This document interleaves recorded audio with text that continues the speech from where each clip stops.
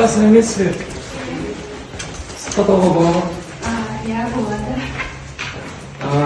Біздің бірінші сұрағымыз, ол сіз тамақтан улану жағдайына тап болдыңыз ба? Егер иә болса, ол қалай болды?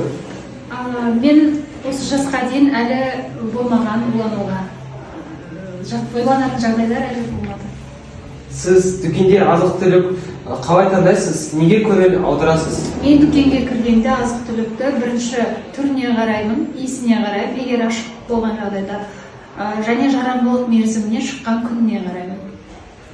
Сіз ешқашан дүкен сөрелеріне бұзған өнімдерді байқадыңыз ба? Ондай жағдайда не істейсіз? Мен байқадым, ондай жағдайда сатушыға барып айтамын. Сіздің ауданыңызда сапалы әрі жаңа өнімдерді табу оңай деп ойлайсыз ба? Негізі, иә, оңай. Себебі бір дүкенге барып, ол жақтың тағамдарымен екінші дүкенге барып салыстыру арқылы мен өзіме сапалы өнім алуыма болады. Сіздің ойыңызша тамақтан улану не себепті орын алады? Бұл сатушылардың, өндірушілердің әлде тұтынушылардың кінәсі ме?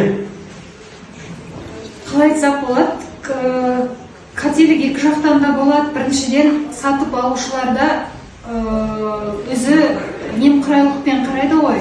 Дұрыс қарамайды, мысалы, сап түрін, мерзімін асығып тұрады да алып кетеді. Ол жақтан да қателік болуы мүмкін. Және сатып тұрған дүкеннен де қателік болуы мүмкін. Ол кісі өзінің өнімін өту үшін қоя салайын деп, мүмкін анандай болады ғой, жеңілдікпен алған шығар.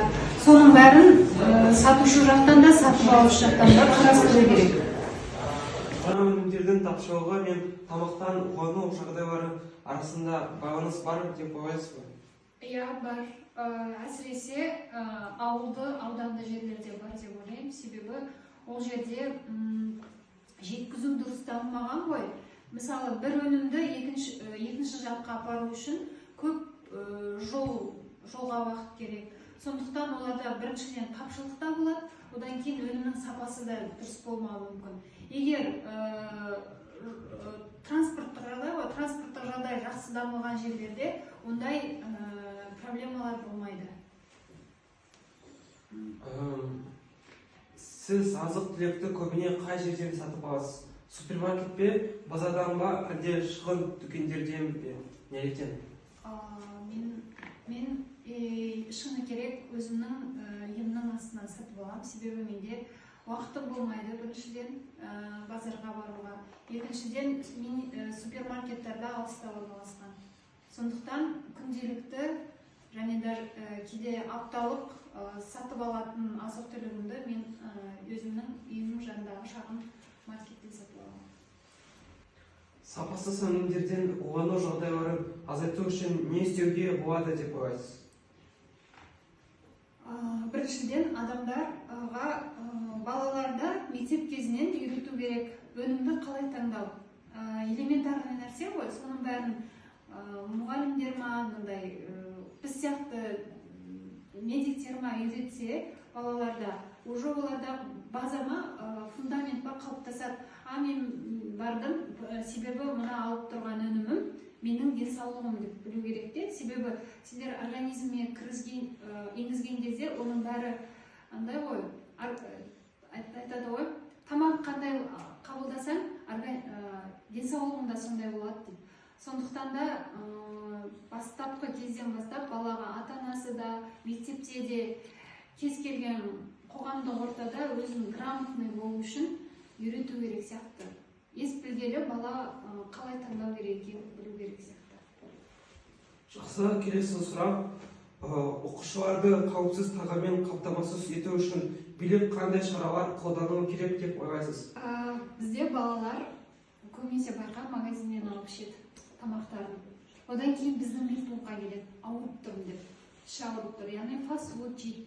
Немесе жарамдылық мерзімінен асып кеткен бір сыр, бір нәрсе жеп келуі мүмкін. Мен нақты білмей не жедім десем, магазиннен тамақ алып жедім дейді.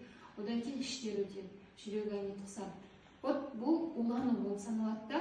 Сондықтан мен мектепте ойлаймын, сол жақты кішкене қатты қадағаласа деп.